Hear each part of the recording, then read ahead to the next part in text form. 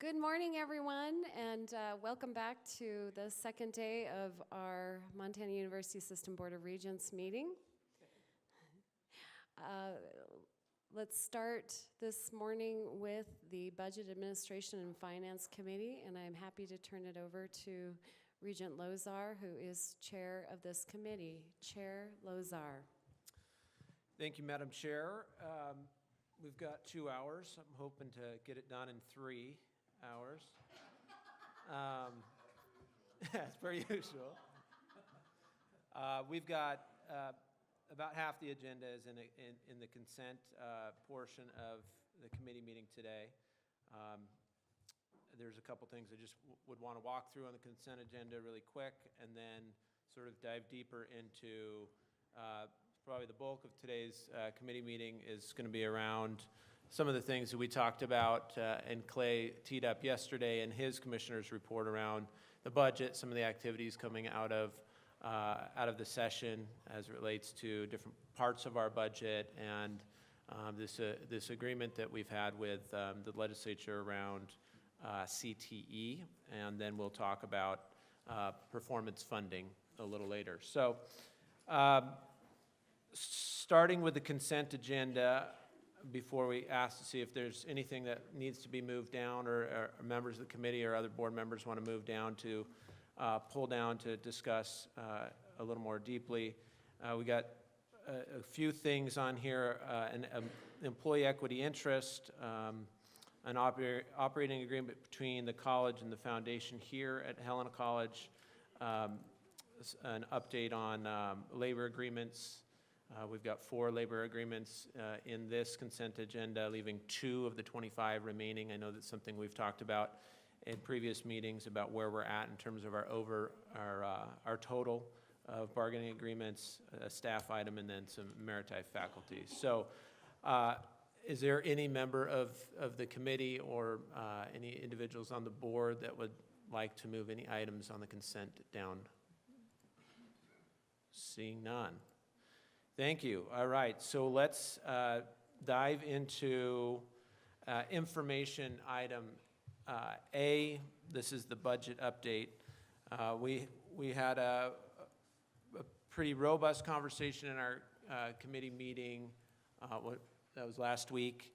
Sort of walking through where we were at the time as it relates to the session, and we got an update from Deputy Commissioner Trevor, and I know Deputy Commissioner and the Commissioner spent a portion of yesterday in front of the full Appropriations Committee for the House discussing our budget, our strategy, and so hopefully Tyler and Clay have some information to add here. So I will turn it over to Deputy Commissioner Trevor to start walking us through information item A.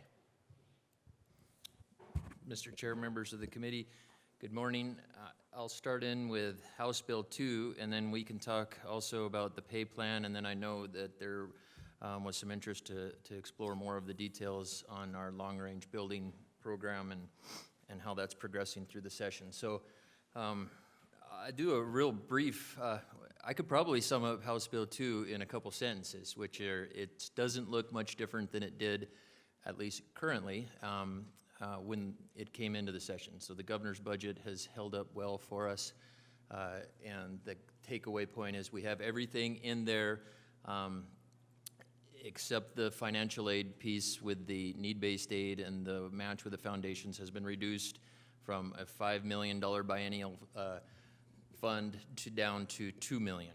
So that's the takeaway, but I'll take you through some more detail just to give the full perspective here. Program 1 of that budget is our office, the Office of the Commissioner, Higher Education. It's about a $3.5 million budget that supports 23.28 FTE. It is funded on FTE, and that's the difference between right there, state government and the campuses. The campuses don't receive funds based upon the number of FTE. It's the lump sum funding. Well, OCHI, our office, is no different than any other state office, and so we are funded just on those FTE. And what's key to that is we received some pretty good cuts last legislative session, and portion of our present law is to reinstate those funds, and we are slotted to get those, and I'm going to talk like they're already there, but as Regent Lozar indicated, the commissioners spoke in front of full House of Probes yesterday, so we are far from the finish line. This isn't even mile 13 yet, so let's don't get too excited about it. But it is encouraging. So we move through our budget. The next big category is student assistance. I talked about the governor's aid there, that it had been cut down to $2 million state funds that would be matched with $2 million from the foundations. Still a viable program, yet it's not the ideal, obviously. There was a push by the students in particular yesterday in testimony. It was a key point for us as well, and I believe that's still on the table. Inside of that budget is also WICHE, WWAMI, WEMU, Minnesota Dental, and that's just looking for present law, which is to cover the increases of the tuition rates at those exchange locations, and that is funded in the budget. And so we're looking good there. Community colleges are it's actually the fourth program, but third category here. Sitting all right, about a 4%, 5% increase over the base year of FY19. Have a couple grant-funded programs there that just give us federal authority. Then we hit Program 9, which is the campuses.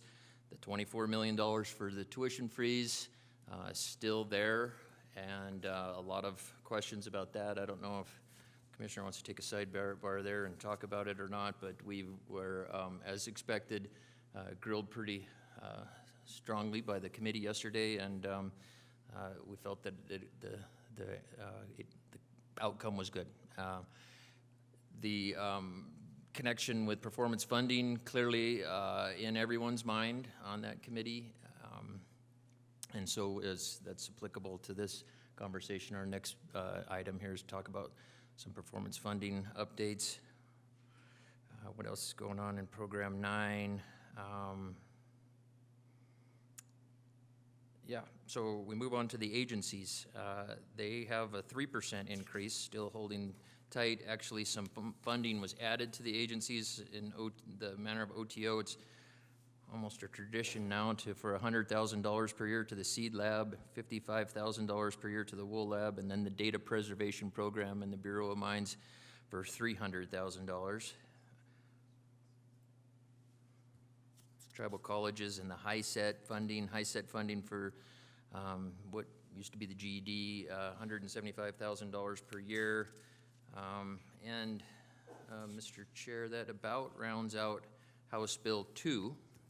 If there's any questions, I'd set it aside. Thank you, Deputy Commissioner. Is there any questions from members of the committee?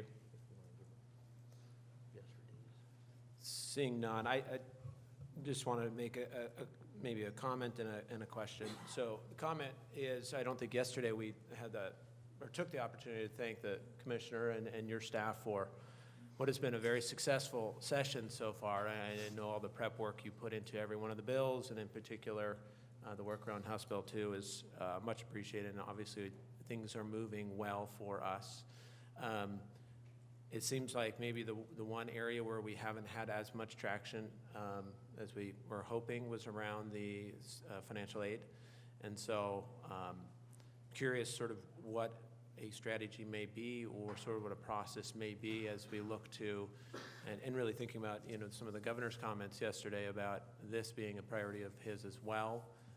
What sort of things that we're looking at doing as we try to build that back up to the $5 million. Yeah, Mr. Chair, certainly can add a few comments from yesterday, and we, as normal, kept our comments fairly short and to the point. I always think those are good places to talk yourself out of getting some money. So we didn't do too much.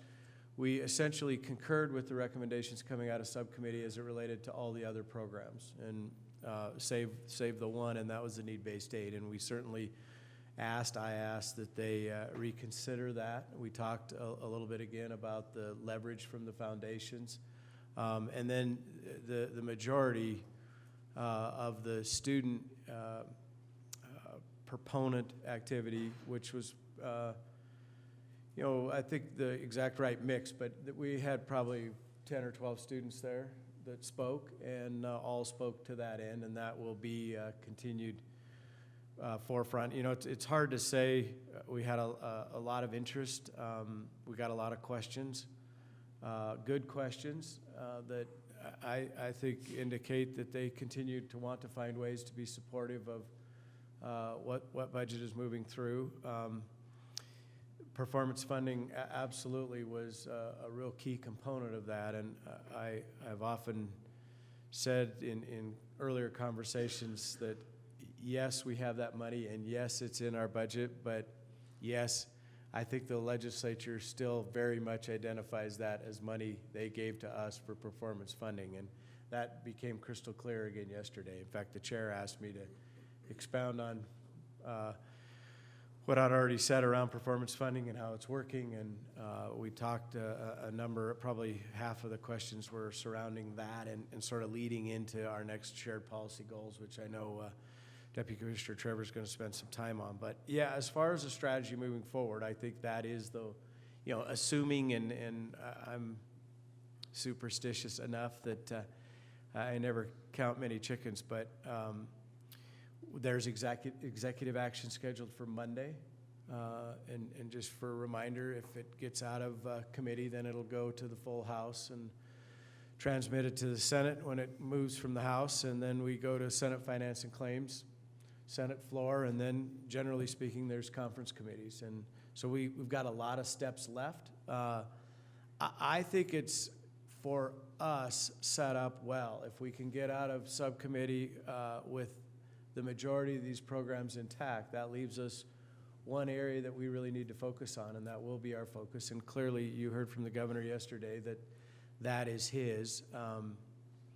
You know, I really like the fact that we have one problem to solve, not 13 problems to solve, and I think that's a lot easier going into conference committee for the governor, his negotiating team, for us to continue to remind how valuable that is. And I do think that, generally speaking, there was support, and I certainly phrased it as, I understand there's a balance that has to happen, and that's a tough job they have in appropriations, but we know that the need-based aid is incredibly important to students, and we asked them to reconsider. And I think there was a lot of people saying, yeah, they get it. It's just going to come down to numbers, and I think once we get to the final revenue estimates and some of that, they will know what they can do. But it'll continue to be a push of ours. I think it's set up well to us to continue to work in that one specific area.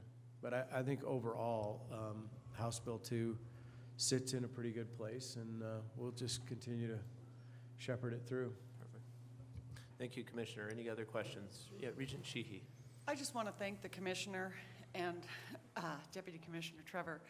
We're never better represented than when you appear before the legislature. It's just, I feel like you represent the university system so well in that very difficult venue, and all the work that goes into it. It's just the tip of the iceberg, but it's a proud moment for us when you're appearing at the legislature. So thank you for doing it. Thank you for doing it so well. Regent Nystuen. May I, Mr. Chairman, echo Martha's comments and also include the folks from the campuses and especially the students.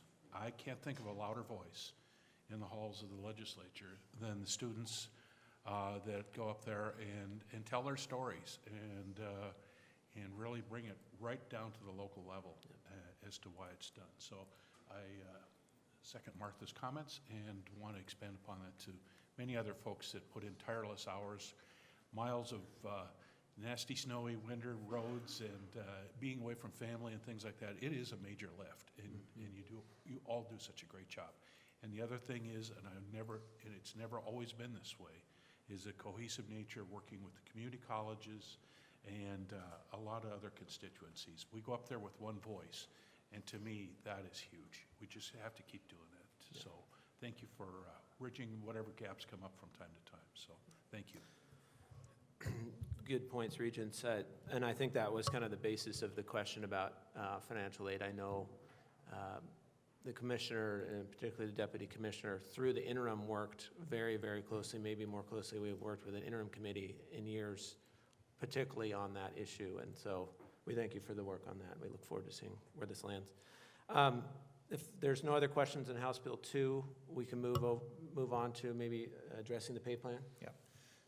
Mr. Chair, members of the committee, I'll briefly touch on the pay plan, but I want to be able to kind of sew up House Bill 2, the pay plan, and really the budget building blocks that this board needs to address in May. So the pay plan, House Bill 175 now, is, well, it's all but signed by the governor, I believe. So we're planning, we're modeling out what that would look like, the 50 cents per hour increase. And then that's $1.5 million in the first year, and then to annualize that and to reinstate it again the second year, it's $4.5 million. So we have $6 million to distribute, and then that connects with our lump sum funding from House Bill 2. And so when we enter into the May meeting, one of the key building block pieces, we'll talk about the allocation of state dollars, in addition to tuition and fees, obviously, and then performance funding. So when we talk about decision points, obviously tuition, but we have the pay plan distribution, the distribution of what our performance funding allocations will look like, and then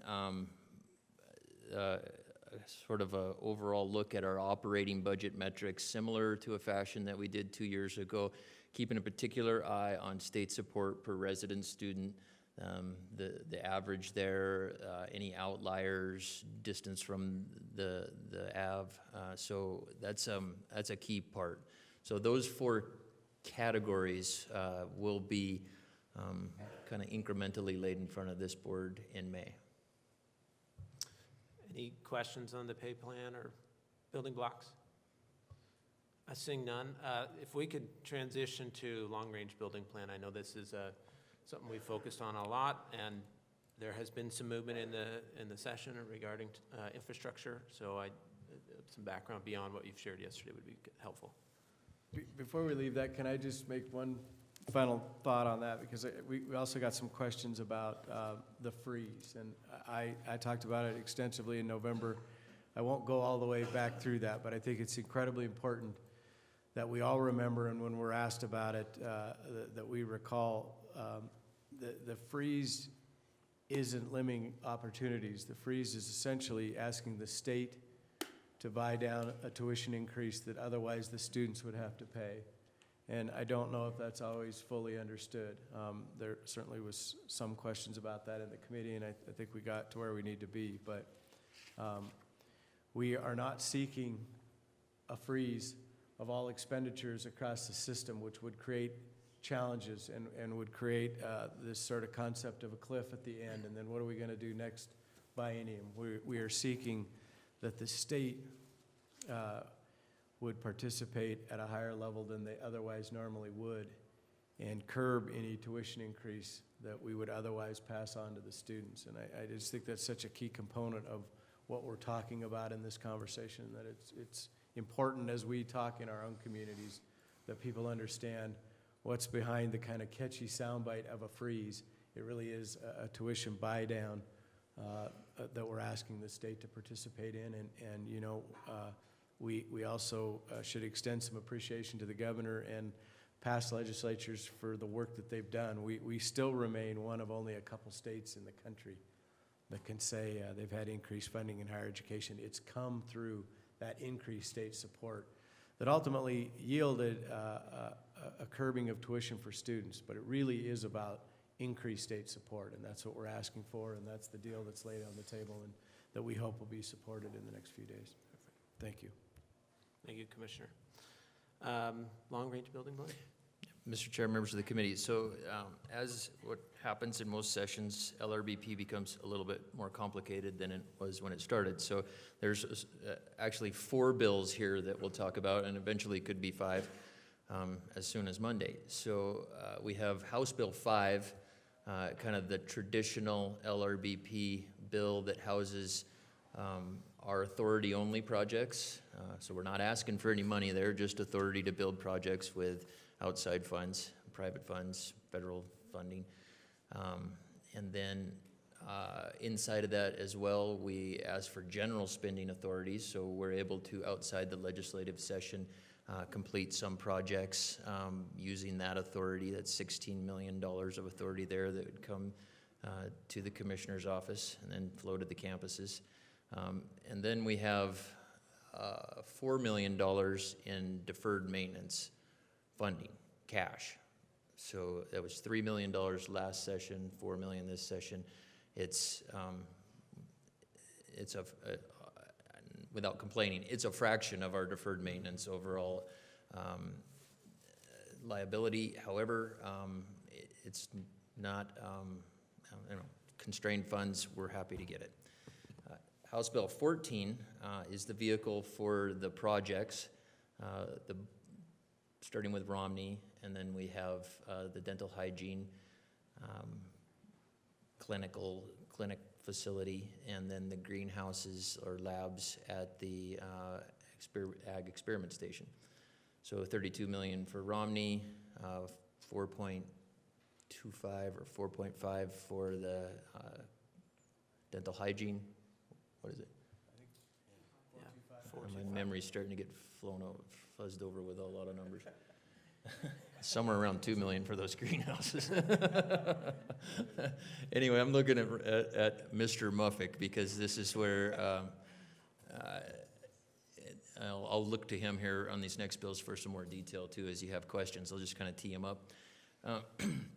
Then we have House Bill 553, which is a brand new mechanism for the state of Montana. Passed the House 100-0. It'd be basically, in layman's terms, creating a formula to determine the amount of bonding that is reasonable for the state of Montana, the distribution of deferred maintenance. It's modeled after Utah is a state that uses it. So it would take the what now is kind of an undefined, at times subjective process and narrow it into a more objective approach. So I'll set that one aside, and you're likely to have questions about, and then touch upon the last one, which is Senate Bill 307. I believe it's an alternative project delivery bill that gives another tool in our toolbox for procurement that can bring in private parties to help build a facility and take on a portion of the O&M. So I'll leave it there, Mr. Chair, and see if the board has any questions. Let's see if they... Any questions from the members of the committee, from the board? Seeing none. So I would be interested in hearing maybe a little more about SB 307, if Director Muffick could maybe give us some color on that. I would imagine there could potentially be a connection between House Bill 14 and that at some point. Maybe Ron can fill us in. Certainly, Mr. Chair. Good morning, Mr. Chair, members of the board.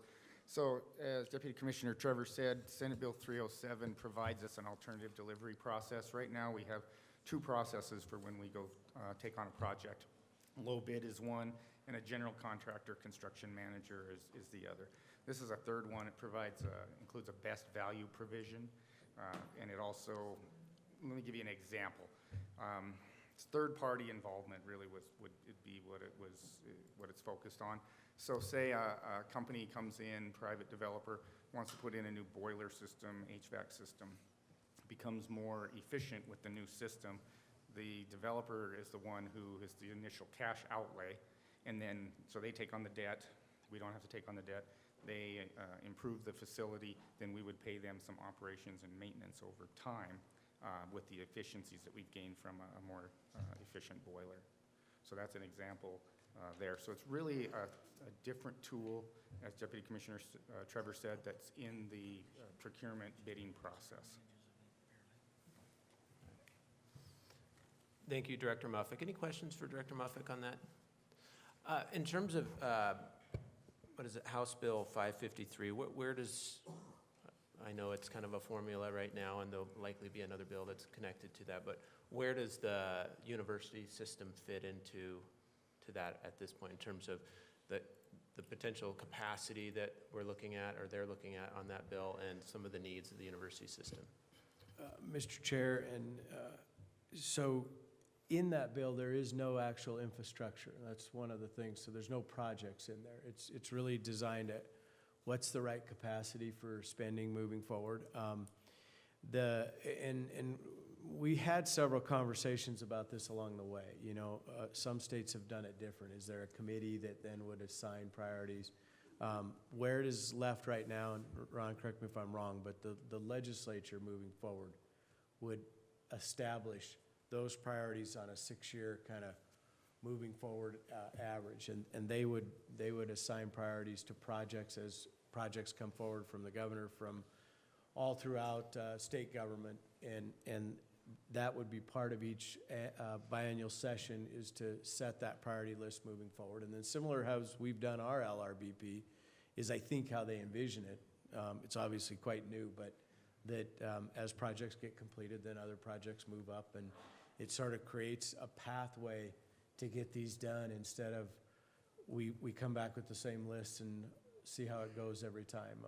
And that's really the theory behind it. But there's no true projects assigned to it as of yet. It would start with the next session, and then they would start creating this priority list that would move in, given that those could all have different values, different costs, and then depending on what the formula calculates is the right amount of cash and debt for the state to take on, they would fund as many of those projects as they could. It also establishes some priority for repairs and maintenance first, and then new construction. Ron, anything to add to that? Mr. Chair, Commissioner, that's the only part I would add is of the appropriated amount, as you touched on, 80% of the funds must be used to address health and safety issues, failing building envelope, structural deficiencies, major maintenance. So it's a real focus on the maintenance issues going forward versus any new construction. Thank you. Questions from the board? Yeah, Regent Tuss. Thank you, Mr. Chairman. I had a question about House Bill 13. I know that our projects, our building projects are in House Bill 13. What's that? 14. Oh, I'm sorry, 14. Are the other community infrastructure projects in there as well? Water, sewer, bridges? Mr. Chair, Regent Tuss, yes. 14 is the governor's bill that has, it's fairly inclusive. I think it's a couple, 200 and TSEP. some million. Yeah, TSEP, a lot of those local projects, they're all in that one bill. And so to even follow up with Regent Lozar's original question, then so what happens next? Because there's no projects in 553. We anticipate, and I know that the governor restated it yesterday, that he wants to see infrastructure move forward, and that alone doesn't solve the problem. So even though that may be a good idea and is moving forward well, what will be the infrastructure piece? And obviously, his prerogative is that 14 moves forward, and maybe that will. There's also been talk of some other sort of companion bill to 553 that would look similar to House Bill 14 in some regard, but that's where all the projects sit now. There has not been another bill introduced as of yet that would carry all the projects, some of the projects, or that's still a little bit of a wait and see game. I could have a follow-up. So House Bill 553, is that a future funding formula? If that passes, that will not take effect this biennium, is that my understanding? That's right. Mr. Chair, Regent Tuss, that's exactly right. That creates moving forward. That's why we need, and certainly from the university system, our perspective is we need some sort of funding mechanism in House Bill 5 and House Bill 14 to address deferred maintenance and to address the projects that we have requested in there. And if it's not 5 and 14, will it be something else? I don't know yet. There's rumblings of all the above, but I think we will know as the next few days unfold. Thank you, Mr. Commissioner. Regent Sheehy.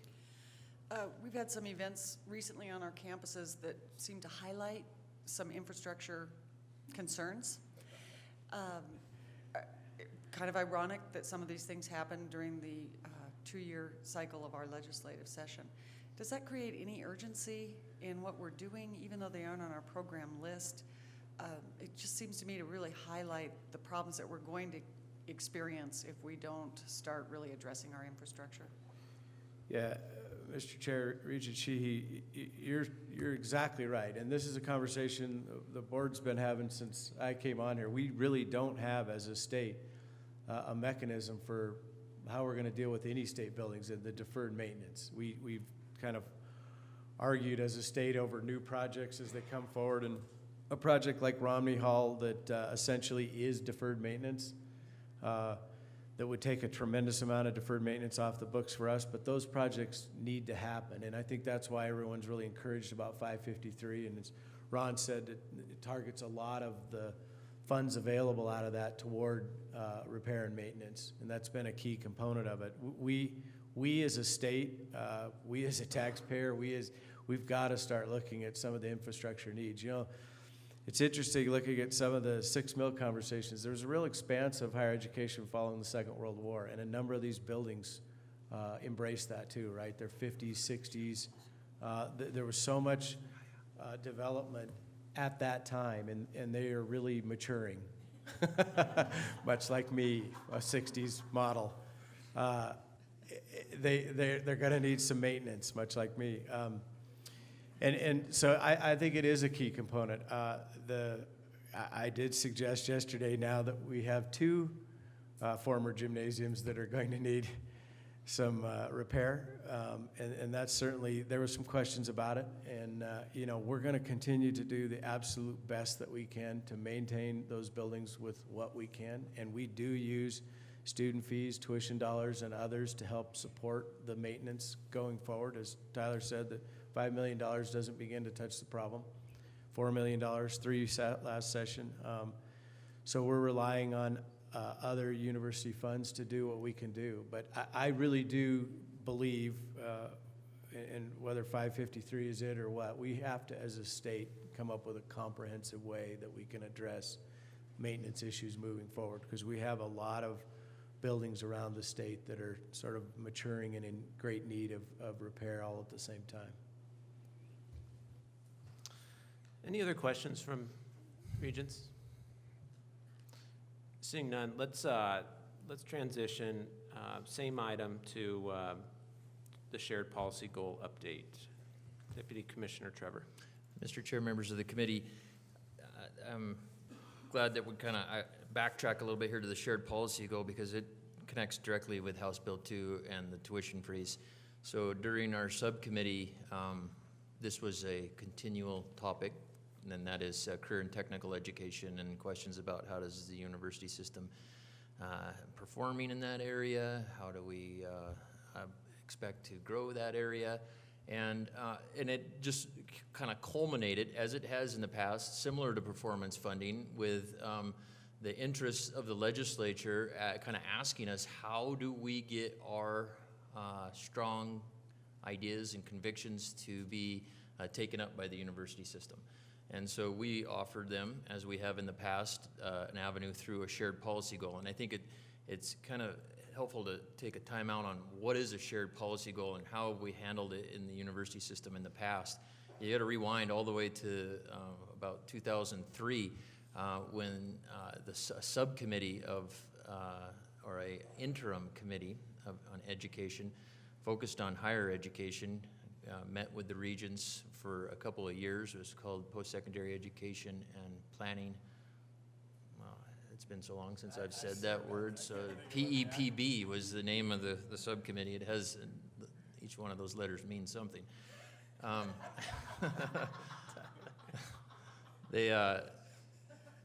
work through a whole set of shared policy goals. And that actually evolved into the university system, us grouping those shared policy goals into 3 categories of access and affordability, workforce and economic development, and efficiency and effectiveness. And lo and behold, that became our strategic plan.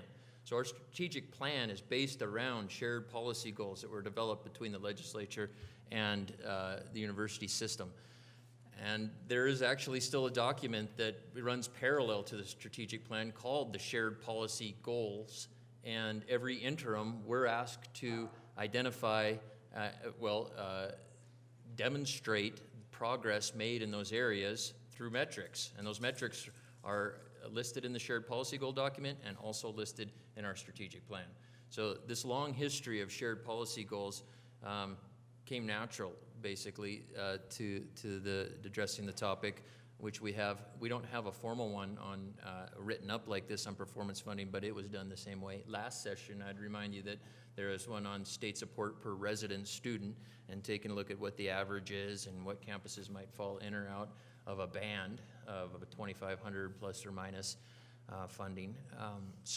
And that one was written up. So that's how we got to this shared policy goal on career and technical education. So with that said, I'd just quickly walk you through the bullets here, invite Deputy Commissioner Tessman to comment on any of this, as well as he has been very much involved in the development of it and kind of the work with the committee members. We do a lot of talk about the college access portal, and to me, getting that information that we would have there, ACT, dual enrollment, admissions and financial aid to high school students, fit right into the notion of how do we better communicate career and technical education. So that's bullet point number 1 there, develop a career and college readiness portal. We met with the committee and agreed, yeah, maybe college access is too narrow of a title for it. We have no problem calling it a college and career access portal, and kind of put the attributes that are necessary there to display all of the offerings in the university system, everything from certificates through degrees, and give folks easy access to finding that information. So, Deputy Commissioner Tessman, don't hesitate to step in here at any point to elaborate, but bullet point 2, work with our K-12 partners to more effectively promote these CTE offerings. There's a lot of question about whether the school counselors that we produce aren't just solely focused on traditional college students going through to get a 4-year degree. And is there anything we can do to help ensure that these counselors could help us deliver a broader message that would include CTE and give students a wider perspective? Deputy Commissioner Trevor, Yes, if I could jump in, and Mr. Chair, members of the board, I think points 1 and 2 really boil down to awareness. And so if we think about the program inventory that you spoke of at point 1, that's really allowing students from across the state to understand, I mean, truly everything from maybe a micro-credential all the way up to a bachelor's or a graduate degree. What's available across the state? What might they be able to take online? What could they take in place? It's about increasing awareness. Point 2 has come up a few times in the last day or so, and I would say it's probably not entirely true that there's no understanding or appreciation of 2-year and career and technical education among our high school counselors and teachers, but I would say it's fair to assess that knowledge as limited. Most of these folks are products of the 4-year experience in the MUS, and I think having an awareness that takes place through kind of classroom mentoring and teachers that understand the value of career and technical education, and then certainly making sure that that item is on the menu of each and every advisor in the Montana University system, so that when they meet with students to talk about college steps, they include CTE not as kind of a second choice or an off-ramp, but actually as a pathway of choice for those students. I think that'd be a valuable step as well. So moving on to 3, if the first 2 are about awareness, 3 is definitely about measuring the effectiveness of our programs. periodically assessing placement rates, working with the Department of Labor as we do, but using that information better and more effectively, and displaying it, connected to the degree options and letting students know of the viability for employment. And we're ready and eager to do that. 4 focuses more on a system-wide recruitment of students. I think it gets to the notion of, rather than having campuses compete against each other for the set of students, let's work holistically across the entire state using ACT information, and laying the options that we just described in bullets 1 and 2 on the table for students in a fashion, in a systematic fashion. And then 5 is really just a feedback loop with the legislature, which we welcome, and the partnership that we feel like we have with them through this agreement welcomes their advice and opinions. Thank you, Deputy Commissioner. Any questions from the board? Yep. Regent Nystuen. Thank you, Deputy Commissioners, for the work that you're putting into this. It's all good. Question I have is, okay, so we're going to create this great portal and we're going to do this, but how do you actually sell it to the public and, most importantly, the guidance counselors, the K-12 world, to high school students, parents, everybody? I mean, because so much effort's going to go into this, and we got to figure out a way that this is a great solution that the public needs to know and embrace and use going forward. Mr. Chair, members of the committee, great question. I think if a portal doesn't have any utility, you can sell it all you want and no one will use it. So we see this portal as having potentially giant utility down the road, with right now communication of opportunities with the ACT test. And I have a junior in high school right now, and I don't know if there's too many juniors, at least the students, probably the parents too, that aren't aware of the fact that in early April, the ACT test is going to be on a Thursday and all students are going to take it. But we now have that topic to catch early on high school students. We have the ability to connect that with a pre-ACT test, so sophomore students and their parents now too. So I believe that kind of breaks the seal on the captive audience.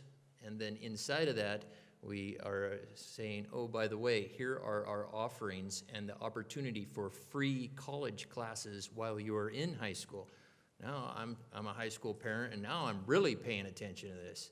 And if we then mature this portal to a place where we cut down on administrative barriers to get into the university system, and while I'm in there looking at the ACT and dual enrollment, I also find that, I can go to one place to apply to the Montana University system. And then also, here is a central access portal for financial aid, state-funded aid. If we have this new need-based aid program that gets funded, we already have the MUS Honors Scholarship there, the STEM Scholarship, which is administered centrally. All of these are key financial aid pieces that, as soon as you're in middle school even, that they are key informational pieces to be aware of. So I think we have the content, and we know we have the communication and marketing avenues through our campuses as well as the system office to get this information out there. And most importantly, the partnership with OPI leading forward that gives us a smooth path to all of these students. So you're excited about the portal? I think maybe as a side note, I mean, I had the same thought too, is if we've got the portal and it's got the utility that we want, how are we going to get in front of the right people? And maybe as a sidebar, there's a few of us that are on a fellowship this year from the system. So we have President Karras, President Boehm, and Chancellor Weatherby, as well as Representative Fred Anderson, who are sort of working on the 40% of students in high schools that don't go on to any sort of higher education or training.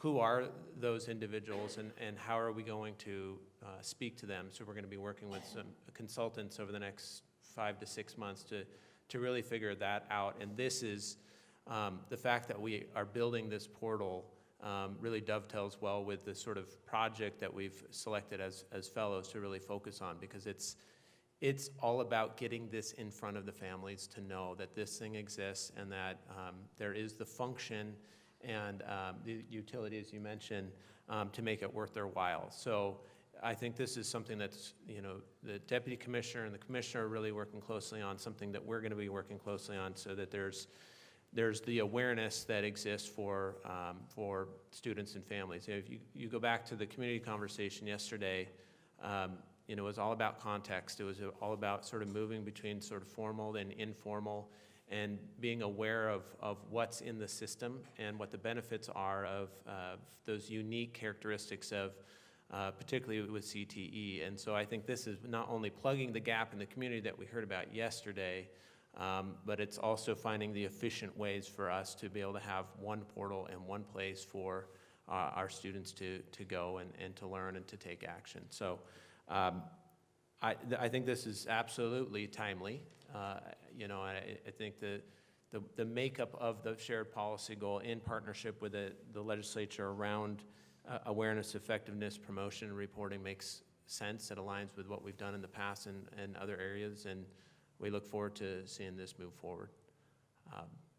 Any questions from the regents? Yeah, Regent Nystuen. Thank you, Mr. Chair.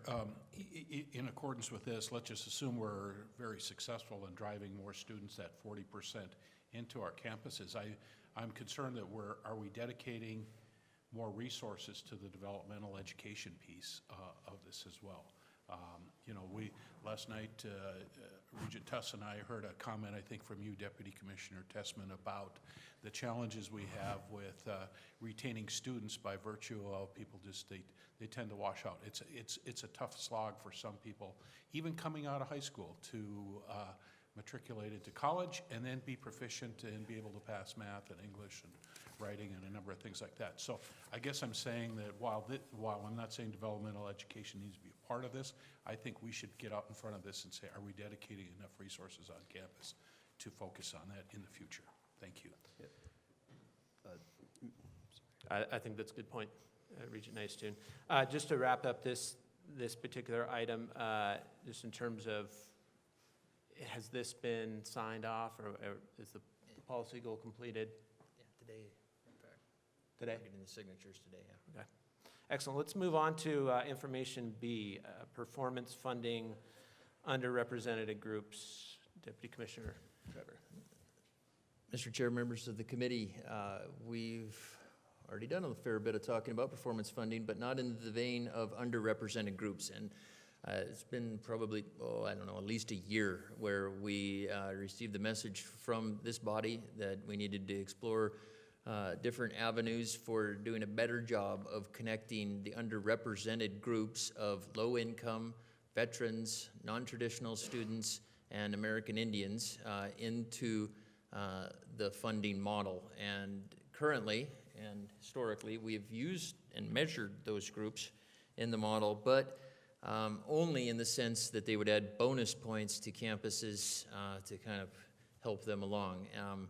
We've received reports in here just on the progress of those areas. There was some concern about the lack of progress in performance in the underrepresented groups, and a request from this board to find a way to integrate those into the funding model. And so we spent probably over a year now looking at that, campuses independently and collectively, and now leading into the May meeting, we're prepared to bring forth a recommendation that would do just that and measure retention and graduation numbers, the key kind of foundational outcome metrics for the university system's performance funding model with these groups, and integrate them into the model with their own weight, and without going through the overall mechanics of the model. Right now, we are fully prepared to do that in May with then a time frame to set forth that the campuses understand what those metrics are, and we collect the performance on them and actually allocate then halfway through the biennium. Thank you, Deputy Commissioner. Any questions from the regents? I guess I'll just mention my gratitude for the office working on this, and I know the campuses have been looking very closely at performance funding, and particularly around underserved communities. Maybe a couple things that I would drive home, just keeping, as we look at what the solution is going to be, really keeping the focus on student success, that being retention and completion. I know we've invested a lot in performance funding at the campus level, and I think we've had some significant improvement in certain areas, and one in particular is just use of leveraging data, and I think that's been a nice byproduct of performance funding. And so I know that any transition in the performance funding model has real effects on the campuses. And so as we look at the solution of how we're going to address this, the challenges we've had on bonus points with underserved communities, that we think about sort of the implementation time frame for the campuses to be able to adapt to whatever adjustments may be made. So thinking about giving campuses sufficient time to be able to receive what will be a slightly adjusted model, and then be able to adapt whatever their programming is to that model. So those are just my points on this. Look forward to the conversation in May and having the specifics for us to consider taking action on. With that, unless there's any other questions from the Regents, I will transition to just the last item on the committee's agenda this morning, which is audit reports. We've got 4 different audit reports, unmodified clean opinions on each of the 4. Deputy Commissioner Trevor, is there anything you'd like to add to that? Mr. Chair, no, other than that typically at this meeting every year you'll see a host of audit reports, and these are the ones we have ready for you. A couple more annual reports in a similar vein will come through in May. Any questions from the board? With that, Chair Albrecht, I pass it back to you. An hour and 8 minutes early. Who's got it? Wow, Impressive. I run a great meeting. Thank you. What I would like to do is take a short break, and the Regents are to gather for a photo. So if we could take a break and return at 9:35.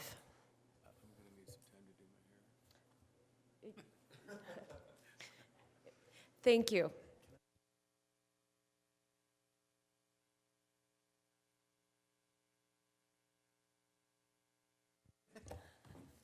My day job. Okay. Pesky. No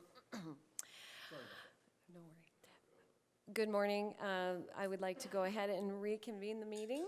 And at this point on the agenda, we are to the committee reports in action. So I would like to begin with the 2-year Education and Community College Committee. And we have action item A, Perkins 5 transition. I would entertain a motion to approve this item. So moved. Motion made by Regent Sheehy. Any further discussion or corrections for members of the board? Campuses? Any public comment? Seeing no further comment, I'll call for the vote. All those in favor signify by saying aye. Aye. Opposed, same sign. Motion passes. Next, Committee, Academic, Research, and Student Affairs. I'd like to begin with action item A, which is honorary doctorate for the University of Montana. This would be for Denise Juneau. I would entertain a motion to approve Denise Juno's honorary doctorate. So moved. Oh, gosh. Motion made by Regent Rogers. She's the winner. Any discussion from members of the board? From the campuses? Any public comment? Seeing no further comment, I'll call for the vote. All those in favor signify by saying aye. Aye. Opposed, same sign. Motion passes. Congratulations to Denise Juno on her honorary doctorate.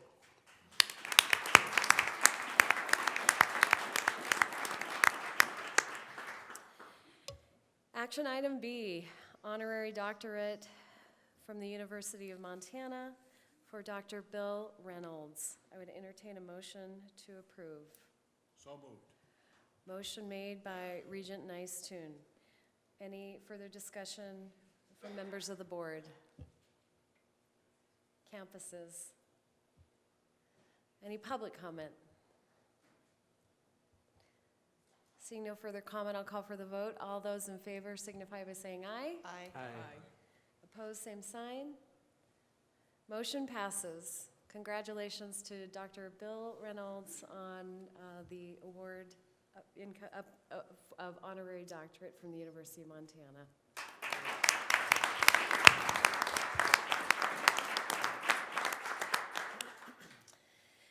Action item C, honorary doctorate from Montana State University for Dr. Sheila Stearns. I would entertain a motion to approve. So moved. Motion made by Regent Johnson. Any further discussion from members of the board? Campuses? Any public comment? Seeing no further comment, I'll call for the vote. All those in favor signify by saying aye. Aye. Opposed, same sign. Motion passes. Congratulations to Dr. Sheila Stearns on the awarding of an honorary doctorate from the Montana State University.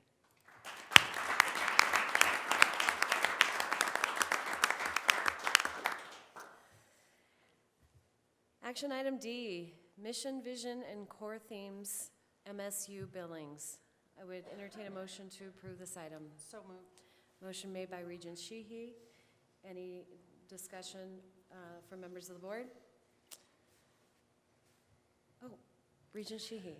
I'd like to thank MSUB and especially Dr. Edelman for moving so quickly on this and gathering so much opinion and comment. I really appreciated the process that was undertaken in billings. Thank you, Regent Sheehy. Any further discussion from members of the board? Campuses? Any public comment? Seeing no further comment, I will call for the vote. All those in favor, just signify by saying aye. Aye. Opposed, same sign. Motion passes. Congratulations and thank you. Action item E, mission and core themes, Montana State University. I'd entertain a motion to approve this item. So moved. Motion made by Regent Lozar. Any further discussion from members of the board? From the campuses? Any public comment? Seeing no further comment, I will call for the vote. All those in favor signify by saying aye. Aye. Opposed, same sign. Motion passes. Ranch Management Program naming from Montana State University. Naming the program, the Dan Scott Ranch Management Program. I would entertain a motion to approve. Motion made by Regent Nice-Tune. Any further discussion from members of the board? Regent Sheehy? I'd like to thank the Scott family for their continued generosity, not just monetary, but continuous support of this program in particular and our system generally. They've just been very, very generous with their time and with their resources. So thank you to the Scott family. Thank you, Regent Sheehy, and I would personally like to echo your comments. Any further discussion from members of the board? Regent Rogers. I'd just like to echo Regent Sheehy's comments as well, and also that I've heard from a number of agricultural producers across the state that are very excited about this. So really appreciate the work that was done to bring this forward. Thank you, Regent Rogers. Any further discussion? Any further discussion from campuses? Any public comment? Seeing no further comment, I will call for the vote. All those in favor signify by saying aye. Aye. Any opposed, same sign. Motion passes. Level 2 Executive Summary, action item G. I would entertain a motion to approve this item. Motion made by Regent Sheehy. Any discussion from members of the board? Campuses? Any public comment?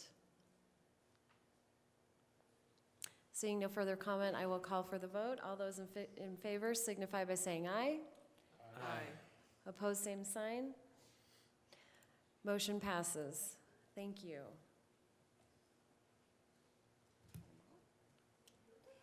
Next item.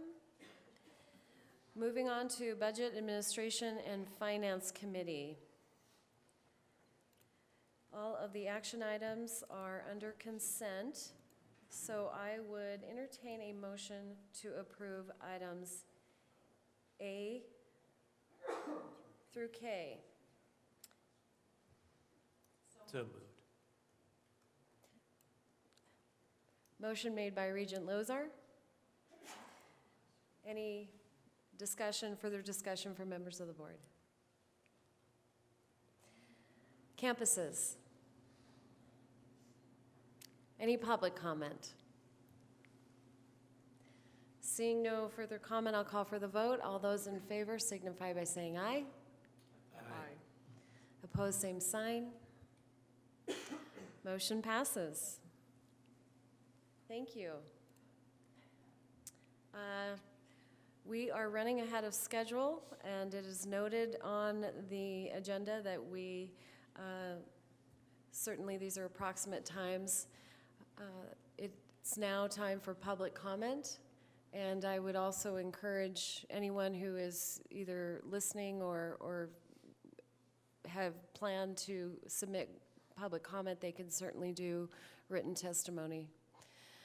Is there anyone who would like to come forward with public comment?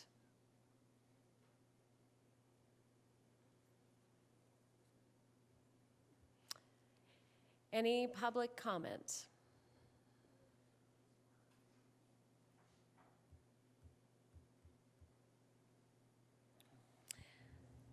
Seeing no public comment, I would like to turn the meeting over to the commissioner before adjourning the meeting. Commissioner Christian. Madam Chair, one final comment. I know that in my absence yesterday, there was a moment of time to honor your service on this board and other awkward things. I don't mean to start that all over again, but I wasn't here, and I would certainly like to say that I truly appreciate your service and the time we got to spend together, working together, particularly as you served as chair these last couple of years. It was a true pleasure to work closely with you on the Board of Regents, and I thank you for all your work that you've done on behalf of all the students and the public in Montana.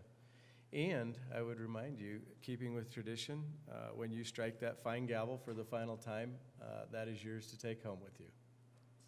Oh! As a thank you for serving as chair. Thank you, Madam Chair. Thank you, Commissioner Christian. It has truly been an honor. And so it is my distinct honor to adjourn this meeting and to extend my gratitude. Regent Tuss? Madam Chair, I too simply want to echo the Commissioner's thanks for all of your service to the state of Montana, to the Board of Regents, higher education system in Montana, and most importantly to the students. I've had the opportunity, the unique opportunity to serve with you the entire time that you've been on this board. You and I served as a team as chair and vice chair together. And certainly didn't want to I didn't want to get into the Fran Albrecht love fest that we had yesterday. I have no cupcakes for you, but I very sincerely want to thank you on behalf of all of the constituents that really matter to us at this board table. You have been an exemplary example of a public servant in Montana's higher education system, and I certainly wish you well with the next chapter of your life, and you will be sorely missed by this board. Thank you. Thank you, my friend.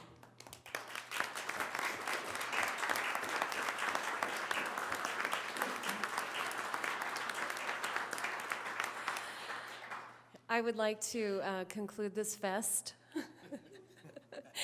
And again, thank you all for the opportunity to serve with you, and I will continue to be your champion behind the scenes on behalf of Montana, on behalf of students, and all that we do for this beloved state. We are adjourned.